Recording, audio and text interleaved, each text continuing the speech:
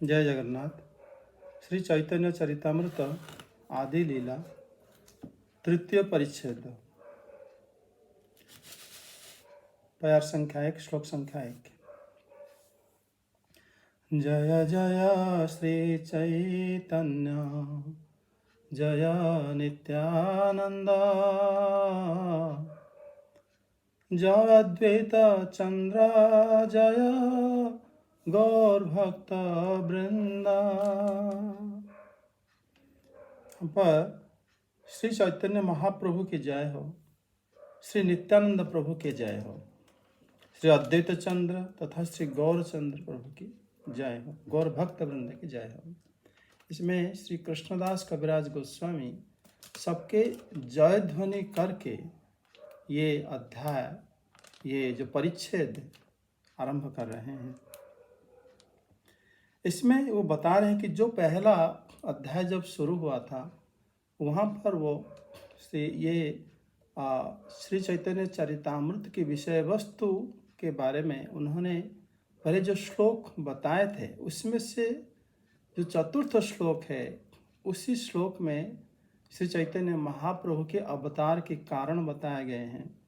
उसको उन्होंने बताने के लिए ही ये अध्याय में उसी को पहले वो चर्चा करेंगे, बताएंगे। श्लोक ऐसा था,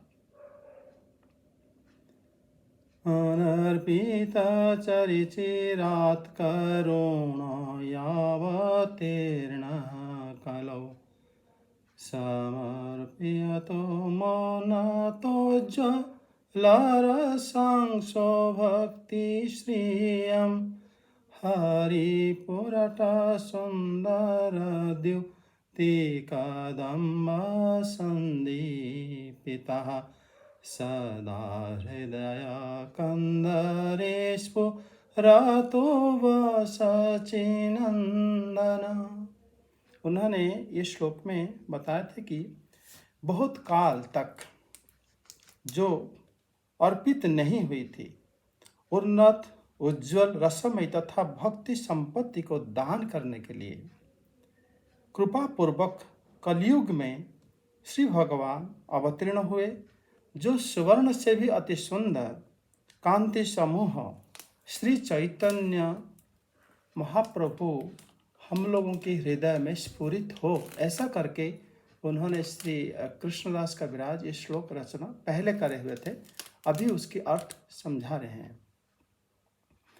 पहले वो बता रहे हैं कि ये जो प्यार है, ये जो श्लोक उन्होंने रचना करे हैं वो पहले भगवान की बहिरंगा कारण को बता रहे हैं, उसके बाद बताएंगे भगवान के अवतीर्ण होने के अंतरंगा कारण क्या है।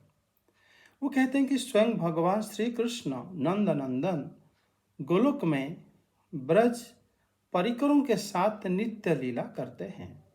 भगवान नित्य धाम नित्य गोलोक में अपनी भक्तों के साथ हमेशा रहते हैं, ये बात सबको पता है। फिर श्री ब्रह्मा जी के एक दिन में एक ही बार वो अवतीर्ण होते हैं और अवतीर्ण होकर लीला करते हैं। इसमें सत्य त्रेता द्वापर तथा कली 4 युग में भगवान अवतरण होते हैं। ये चारों युग को एक दिव्य युग कहा जाता है और इसी प्रकार जो 71 दिव्य युग मिलकर एक मनवंतर समय होता है। और अभी जो मनवंतर है वो वैवस्वत मनवंतर चल रहा है, जिसमें 28तम चतुर्युग में भगवान श्री कृष्ण अवतीर्ण होते हैं। ये बात शास्त्र सम्मत है। और उसमें ब्रह्मा जी की एक दिन में, मतलब जो एक मनवंतर काल है उसमें ये होता है 71 चतुर्युग। उसी को ये बता रहे हैं कि वर्तमान जो मनवंतर चल रहा है 7वां मनवंतर, वो मनवंतर होता है वैवस्वत मनवंतर। और इसमें 27 बार चतुर्युग बीतने पर उसके बाद जब 28तम चतुर्युग आता है उसी समय श्री भगवान श्री कृष्ण अपनी परिकर के साथ अवतीर्ण होते हैं। इस प्रकार ब्रह्मा जी की एक दिन में जब वैवस्वत मनवंतर आता है उसी समय जब फिर द्वापर युग के अंत में जो कलयुग आता है उसी समय श्री चैतन्य महाप्रभु गौरांग अवतार भगवान लेते हैं। इसमें जो रस श्री कृष्ण अवतार में श्री भगवान माने प्रदर्शित करते हैं, जैसे दास्य रस अपने मतलब दासों के साथ, और दूसरा होता है सख्य रस, और फिर होता है वात्सल्य रस एवं माधुर्य रस। ये चार मुख्य रस को श्री भगवान अपनी भक्तों के साथ लीला के माध्यम से प्रकाशित करते हैं। उसी प्रकार भगवान श्री कृष्ण मतलब ये सारे रसों को श्री ब्रज धाम में ही मतलब प्रदर्शित करते हैं।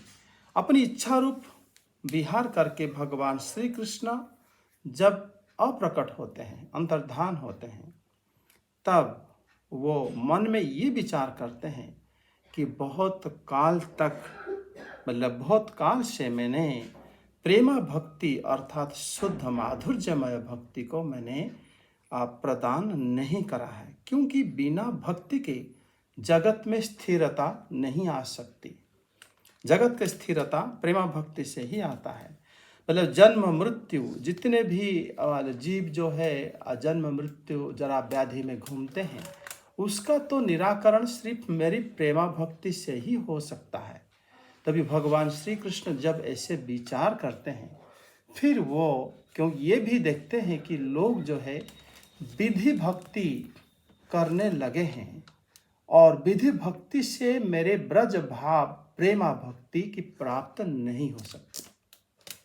ये बात को मतलब भगवान श्री कृष्ण ऐसे विचार करते हैं। कविराज गोस्वामी पाद इसको लिखते हैं, सकल जगते मोरे करे विधि भक्ति, विधि भक्ते ब्रज भाव पाइते नाही शक्ति। मतलब जो वैधि भक्ति है वह विधि पूर्ण भक्ति है, उसी भक्ति से ब्रज भाव प्राप्त नहीं होता। इसका कारण क्या है? ये बात को श्री कविराज गोस्वामी पाद ये कहते हैं कि जो सब लोग क्या कहते हैं, भगवान के ऐश्वर्य को जो है जानकर ही आराधना करते हैं वैदिक भक्ति में। अर्थात वैदिक भक्ति में वो जानते हैं कि भगवान है, और वो दंड भी देते हैं, और वो सबके प्रभु हैं, उस मतलब षडैश्चर्य पूर्ण है, असीम बलशाली हैं, असीम धनशाली हैं, मतलब बहुत ज्ञानी हैं। ये सब जान के भक्त क्या करते हैं, उनके भक्त बनते हैं और जाप माला और उनके अनुयायी हो बन जाते हैं, और ऐसे करके जीवन व्यतीत करते हैं। उसी को श्री कृष्ण विचार कर रहे हैं कि ये इससे उनको पूर्ण उद्धार नहीं होता, ब्रज भाव कि प्रेम जो है उसमें प्रकाशित नहीं होता। तो उससे क्या होता है ना, जो मेरा जो प्रेम भक्ति है उससे ऐश्वर्य ज्ञान से जो है शिथिल हो जाता है, ऐश्वर्य उसमें नहीं रहता। तो वो भक्ति जो है प्रचार या भक्तों को या पूरे दुनिया को मैं प्रदान करना चाहता हूँ। ये श्री भगवान के संकल्प जब उदय होता है, तब फिर श्री भगवान श्री गौरांग रूप में अवतीर्ण होते हैं। ये बात इसमें कारण श्री कृष्णदास कविराज गोस्वामी पाद बता रहे हैं। ऐश्वर्य ज्ञान से विधि मार्ग का भजन करने से 4 प्रकार की मुक्ति के लिए भक्त भजन करते हैं। या तो उनको मतलब चाहिए श्राष्टी मूर्ति मुक्ति, सारूप्य मुक्ति, सामीप्य मुक्ति एवं सालोक्य मुक्ति, ये 4 प्रकार के मुक्ति है। और एक होता है सायुज्य मुक्ति, जो कि भक्त लोग नहीं चाहते। ऐसे जो मुक्ति आदि वांछा करना जो है ये प्रेमा भक्ति नहीं होता। तो इस बात को मतलब श्री भगवान जब विचार करते हैं कि परमहंस लोगों को जो मेरा ही सिर्फ केवल भक्ति ही चाहते हैं, उनके लिए ही मुझे स्वयं आके ही ये सब शिक्षा देना पड़ेगा। मतलब कलयुग के जो धर्म नाम संकीर्तन का भी प्रचार करूंगा, एवं दास्य सख्य वात्सल्य तथा श्रृंगार, ये 4 भावों से युक्त जो प्रेमा भक्ति है उसको मैं सबको दान करूंगा। श्री भगवान के ऐसा संकल्प है। मतलब वो जो भक्त और भक्ति भाव को अंगीकार करके भगवान भक्ति भाव को अंगीकार करें कि मुझे खुद भक्त बनकर ऐसे आचरण करके ही शिक्षा देना होगा, क्योंकि जब तक किसी धर्म का स्वयं आचरण ना करके दिखाया जाए तो बद्ध जीव या बाकी कैसे उसको समझेंगे कि किस प्रकार हम भक्ति करेंगे। ऐसे उनका जो विचार रहता है। इसीलिए इस प्रकार संकल्प करके श्री भगवान ने, मतलब जैसे हम लोग को पता है कि भगवद गीता में भी भगवान बताते हैं, यदा यदा ही धर्मस्य ग्लानिर्भवति भारत अभ्युत्थानमधर्मस्य तदात्मानं सृजाम्यहम् परित्राणाय साधूनां विनाशाय च दुष्कृतां धर्म संस्थापनार्थाय संभवामि युगे युगे। तो उसमें मतलब भगवान बताते हैं कि साधु पुरुष को या भक्तों को रक्षा करने के लिए और दुष्ट लोगों को नाश करने के लिए, धर्म को संस्थापन करने के लिए ही मैं हर युग में अवतार लेता हूँ। तो हर युग तो इस युग में भी क्यों नहीं आएंगे। तो ये भी जो है श्री भगवान की विचार है कि मेरा जो प्रेमा भक्ति जो कि भक्तों को मैं देना चाहता हूँ, सबको देना चाहता हूँ, क्योंकि श्री भगवान ही प्रदान कर पाते हैं प्रेमा भक्ति। तो इसीलिए वो स्वयं आने के लिए इच्छा व्यक्त करे। आगे बताते हैं कि जो अजामिल प्रसंग है, मतलब श्रीमद् भागवतम में, वहाँ पर भी आप देखोगे कि विष्णु दूत लोग ने यमराज के दूतों से कहा था कि श्रेष्ठ व्यक्ति जो आचरण करता है, इतर जन जो है उसी को अनुसरण करते हैं। इसीलिए अगर मान लो श्रेष्ठ व्यक्ति जिसको प्रमाणित करते हैं, साधारण लोग उसी को ही मानते हैं। इसीलिए ये तर्क से भी प्रमाण सिद्ध होता है कि श्री भगवान के बिना कौन उनकी भक्ति को प्रचार कर सकता है, वो भी प्रेमा भक्ति को। उससे यदि कोई शंका करे कि युग धर्म नाम संकीर्तन तो भगवान की कोई भी अवतार युगावतार भी कर सकते हैं, लेकिन इसमें स्वयं भगवान कृष्ण अवतार होने की क्या आवश्यकता रहता है, क्योंकि युग धर्म का प्रचार योगावतार कर सकते हैं, लेकिन जो माधुर्य प्रेम है उसके जो प्रचार उनके बिना और कोई नहीं कर सकता। इसलिए उनको स्वयं ही आना पड़ता है माधुर्य प्रेम की प्रचार करने के लिए, क्योंकि वो उनकी प्रेम धन है। इसलिए वो किसको चाहें, कैसे चाहें, किस प्रकार देना चाहें, वो स्वयं ही वितरण कर सकते हैं। इसमें श्री भगवान कमल श्री भगवान श्री कृष्ण की जो अनेक अवतार होते हैं और ये सब मंगल करने वाले हैं और ये सारे अवतार सत्य हैं, और किंतु श्री कृष्ण के बिना किसी में भी सामर्थ्य नहीं है कि वो भगवान के जो श्री कृष्ण की प्रेमा भक्ति को प्रदान कर सके।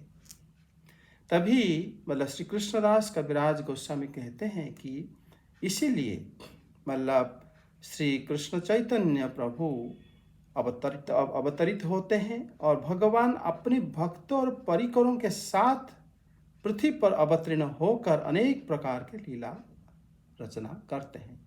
वो कलियुग के प्रथम संध्या में ही भगवान इस प्रकार अवतीर्ण होते हैं। इसमें मतलब उन्होंने अवतार को बताते हैं कि जैसे चैतन्य सिंहेरा नव द्वीपे अवतार, सिंहग्रीव सिंह वीर्य सिंहेरा हुंकार, प्रथम लालनाता सेई सिंह बसुक जीवेरा हृदय कंदरे, सेहि सिंह बसुक जीवेर हृदय कंदरे, कलमस द्विरदनासे जहर हुंकारे, प्रथम लालनतार विश्वंभरना, भक्ति रसे भरिल धारिल भूत ग्राम। यहाँ पर भगवान के अवतार के संबंध में कह रहे हैं कि सिंह की तरह शोभन बलिष्ठ उनकी ग्रीवा है। भगवान की जो कंठ है सिंह जैसे बलिष्ठ है, सिंह की तरह उनका बल तथा प्रभाव है, और सिंह की भांति उनकी गर्जना भी है। ऐसे श्री चैतन्य देव सिंह में चैतन्य देव रूप सिंह में नवद्वीप में अवतार ग्रहण करे हैं। जय श्री गौर हरि, जय श्री चैतन्य महाप्रभु की जय हो। जैसे सिंह की गर्जना तर्जना से हाथी विनिष्ट हो जाते हैं, उसी प्रकार से चैतन्य सिंह की गर्जना से पाप विनिष्ट हो जाते हैं। तभी वो कहते हैं कि भक्ति विरोधी कर्म रूप हाथियों का विनाश हो जाता है। मतलब ऐसा नहीं है कि भक्ति विरोधी गतिविधि हम दूसरे लोगों से देखते हैं कि वो हमें विघ्न नहीं, हमारे अंदर में भी हमें बहुत विघ्न मिलता है, और वो श्री चैतन्य महाप्रभु की कृपा से ही वो जा पाता है। इसी बात को श्री कृष्णदास कविराज गोस्वामी इसी श्लोक में इसी प्यार में बता रहे हैं। श्री चैतन्य देव सिंह जीवों की हृदय गुफा में वास करे, ये श्री कविराज गोस्वामी की प्रार्थना है कि वही श्री चैतन्य सिंह जैसे सिंहराज गुफा में, पर्वत की विशाल गुफा में वास करते हैं, उसी तरह वही सिंह रूप श्री चैतन्य महाप्रभु हम सब के हृदय के अंदर में, हृदय रूपी गुफा में वास करें। वो वास करते ही हमारे अंदर जो शत्रुता है, जो हमें भक्ति करने नहीं देते, वो अवश्य ही उससे पराजित हो जाते हैं। ये बात श्री कविराज गोस्वामी पाद कहते हैं। उसके बाद कहते हैं श्री चैतन्य महाप्रभु प्रथम लीला में वो 24 वर्ष तक वो गृहस्थ आश्रम में रहे। उसी समय उनके नाम श्री विश्वंभर हुआ, और मतलब क्योंकि वो विश्वभाषी सारे प्राणियों को भक्ति रस से पोषण करते हैं। विश्वंभर शब्द का अर्थ होता है जो विश्व का भरण पोषण करते हैं। यहाँ पर श्री चैतन्य महाप्रभु सारे भक्तों को, विश्ववासी भक्तों को क्या करते हैं ना, देशवासी प्राणियों को, विश्ववासी प्राणियों को भक्ति रस में ही पोषण कर लेते हैं। विश्व में जो भी कोई भक्ति करना चाहे, निश्चित रूप से श्री चैतन्य महाप्रभु उसके पोषण करते हैं। पोषण अर्थात रक्षा करना, पालन करना इत्यादि। इसमें फिर बताते हैं कि जो उन्होंने 3 लोग को प्रेम दान करके भी पोषण करे, क्योंकि भू धातु का अर्थ होता है पोषण करना। ये बात श्री कविराज गोस्वामी पाद अर्थ में बताते हैं। भगवान जब संन्यास ग्रहण करते हैं, शेष 24 वर्ष उन्हीं लीला में भगवान की जो नाम होता है वो श्री कृष्ण चैतन्य रूप से रहता है। क्योंकि ये वही श्री कृष्ण ही है, इसीलिए मतलब श्री भगवान उसी नाम से ही अंत लीला वो प्रकाश करते हैं। उसके बाद श्री चैतन्य महाप्रभु कलियुग में अवतार के मर्म को जानकर गर्ग मुनि जब श्रीमद् भागवतम के 10वें स्कंद में श्री बलराम और श्री कृष्ण के नामकरण के संबंध में जब उन्होंने समझाए थे श्री नंद महाराज को, तभी उन्होंने श्री चैतन्य महाप्रभु के बारे में भी परोक्ष भाव से श्री नंद महाराज को ही बताए थे पहले। मतलब उन्होंने वो कहे थे कि आसन वर्णास्त्रयो हस्यः गृहीतो अनुयुगं तनुः शुक्लो रक्तस्तथा पीत इदानी कृष्ण तंगतः। उन्होंने बताए थे कि हे नंद बाबा, आपकी जो पुत्र है ये प्रति युग में अवतार ग्रहण करते हैं, और अलग अलग प्रकार के उनके वर्ण होता है, रंग उसके। ये शुक्ल, रक्त, पित्त और ये 3 वर्ण हो चुके हैं, और अभी ये जो है कृष्णता को प्राप्त हुए हैं।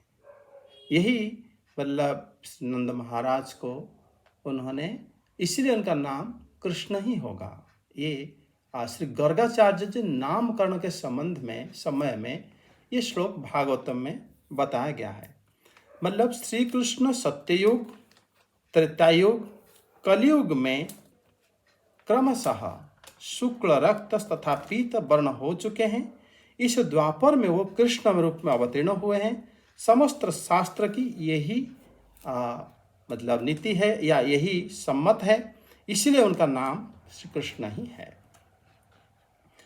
द्वापर युग का जो वर्ण होता है ये अतसी कुसुम वर्ण की भांति श्याम होता है और वो पीताम्बर धारण करते हैं। ये बात भी श्रीमद् भागवत में हमारा एकादश स्कंद में है।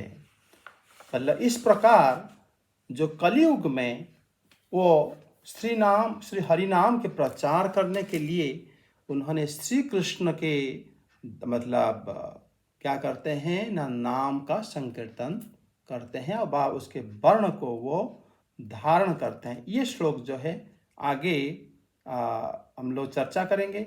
अभी जो है हम इसी श्लोक को चर्चा करेंगे कि जो नामकरण में वास्तव में क्या क्या अर्थ जो है श्री गर्गाचार्य जो है करे थे, उसको थोड़ा चर्चा करते हैं। देखो, इसमें गर्गाचार्य मुनि जब इसमें बताए थे इसी श्लोक को, इसमें उन्होंने नामकरण के समय जब बताया कि आसन वर्णाश्रयो हस्य गृहीत अनुयुगयं तनु, युग के अनुसार आपकी जो पुत्र है मतलब रंग धारण करते हैं। ये बात समझ में आ जाता है, लेकिन इस बात पर भी एक बात आके अटक जाता है।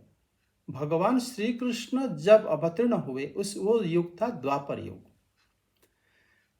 लेकिन यहां पर जो गर्गाचार्य जी 3 युगों के लिए वर्ण बता दिए कि, लेकिन उससे पहले सिर्फ 2 युग मतलब क्या हुआ था ना, अतिबाहित हुआ था चला गया था। वो था सत्य युग, दूसरा था त्रेता युग।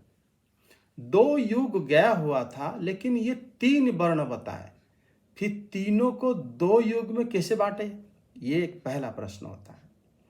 क्योंकि उससे पहले जो कलयुग आया था वहां पर चैतन्य महाप्रभु अवतीर्ण हुए ही नहीं थे, पीतवर्ण कोई नहीं था। इस बात इसी श्लोक में बड़े रहस्यमय तरीके से मतलब श्री गर्गाचार्य जी इस श्लोक को बोले हैं। पहले तो उन्होंने ये बताया कि जो आपके जो पुत्र है शुक्ल रक्तो तथा पीत इदानी कृष्णतां गतः, आपके जो पुत्र है ये शुक्ल रक्त तथा पीत हो चुका है, इदानी कृष्णतां गतः।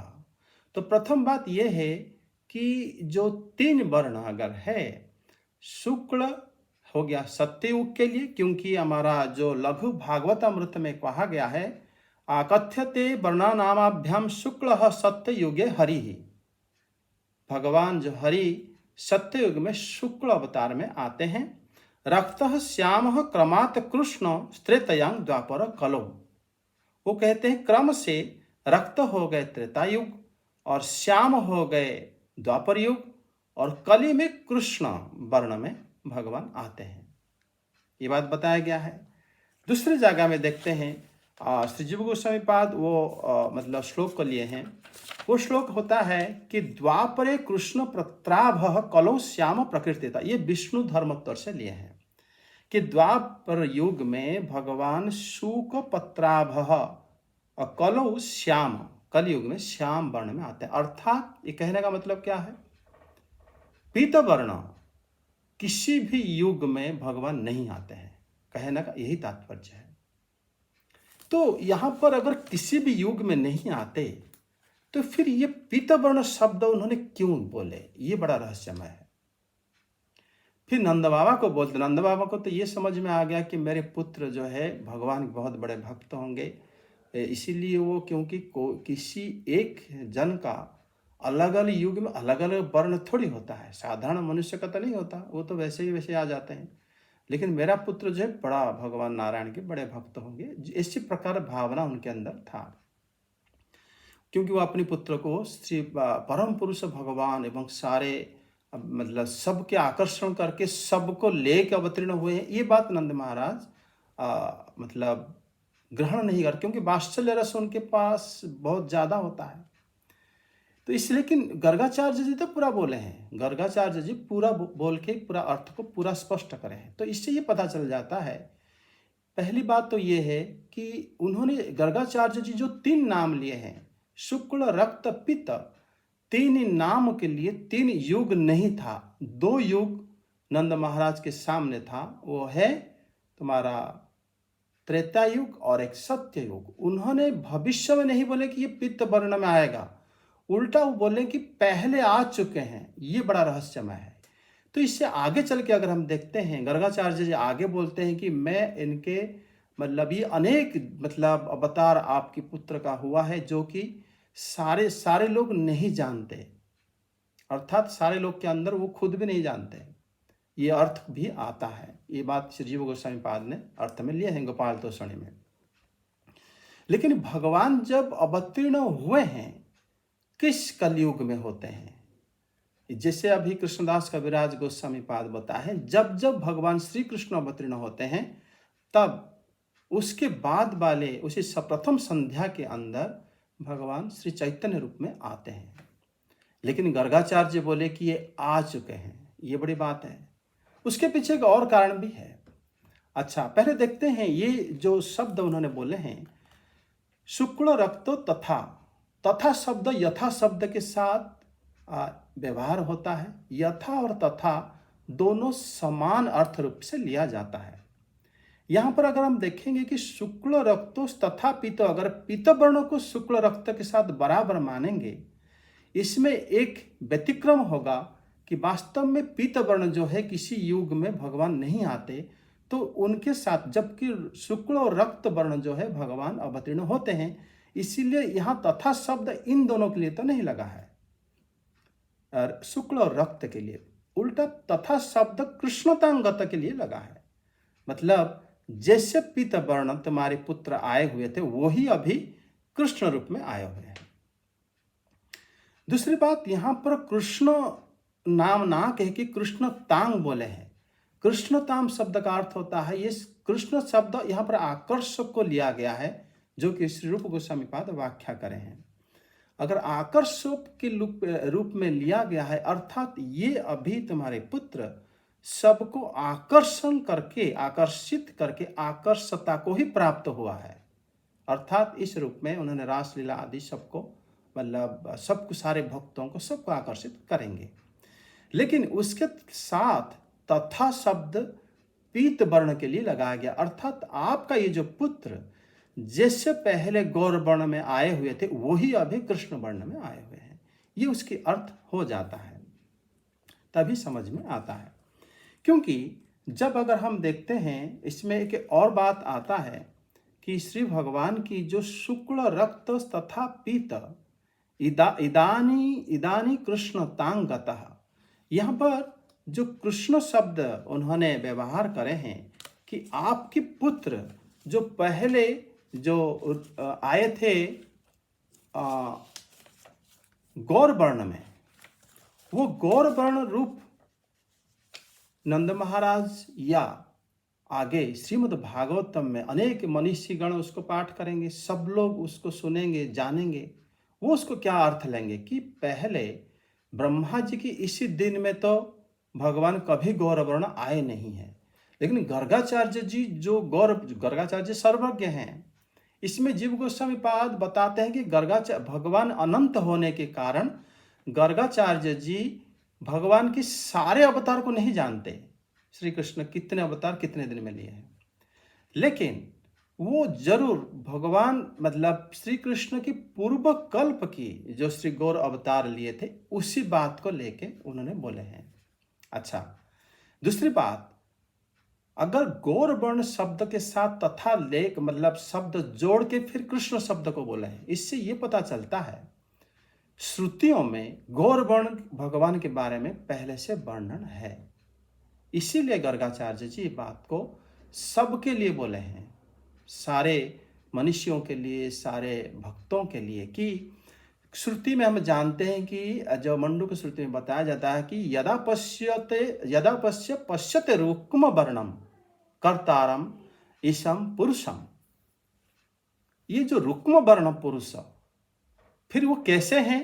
न जिनको देखने से यदा पश्यते, खाली दर्शन मात्र से क्या होता है, न सर्व मतलब पुण्य पाप विधाया, सब प्रकार के पुण्य और पाप धुल जाता है और वो सीधा ही मुक्त हो जाता है। ये तो सिर्फ श्री गौरांग अवतार में ही देखा जाता है। उन्होंने किसी को बद्ध करे नहीं, बाकी अवतार में तो भगवान बद्ध करने के बाद वो लोग का उद्धार हुआ था, लेकिन गौरांग महाप्रभु तो केवल दर्शन दे के उद्धार कर देते, सबको प्रेम प्रदान कर दिए थे। तो ये जो पहले श्रुति में पीतवर्ण भगवान के बारे में वर्णन होने से, इसीलिए श्री गर्गाचार्य जी पहले बता है तथा पीत इदानी कृष्णताम गतः, क्योंकि भगवान श्री कृष्ण और पीतवर्ण दोनों एक हैं, इसलिए तथा शब्द व्यवहार करे हैं।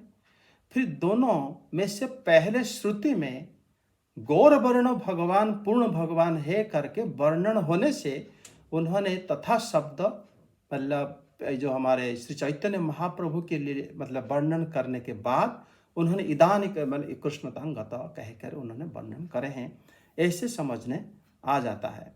तो इस प्रकार जब देखोगे कि कलयुग के जो अवतार पीतवर्ण नहीं होते, जुग अवतार, लेकिन भगवान श्री कृष्ण जो है एक ही बार कलयुग में जिस बार वो स्वयं आते हैं उसी बार उन्होंने वही अवतार में आते हैं, गौरांग अवतार में। आप देखोगे जब श्री प्रहलाद महाराज भी श्री नृसिंह को प्रार्थना करें कि हे प्रभु आप कलयुग में छन्न अवतार में आते हो, जिसको साबिल सब लोग नहीं जान पाते, लेकिन श्री प्रहलाद महाराज जान पाते हैं। अर्थात उन्होंने बताया कि प्रभु आप छन्न अवतार में आते हो, अर्थात आप जो छन्न अवतार में आते हो मेरे लिए छन्न अवतार नहीं है। अगर मेरे लिए होते तो मैं कैसे कह रहा हूं कि आप छन्न अवतार में आते हो। अर्थात भगवान श्री चैतन्य जो अवतार आते हैं, प्रहलाद महाराज भी अवतार होके आते हैं और उनके लिए श्री गौरांग महाप्रभु छन्न नहीं है, ऐसा समझना चाहिए।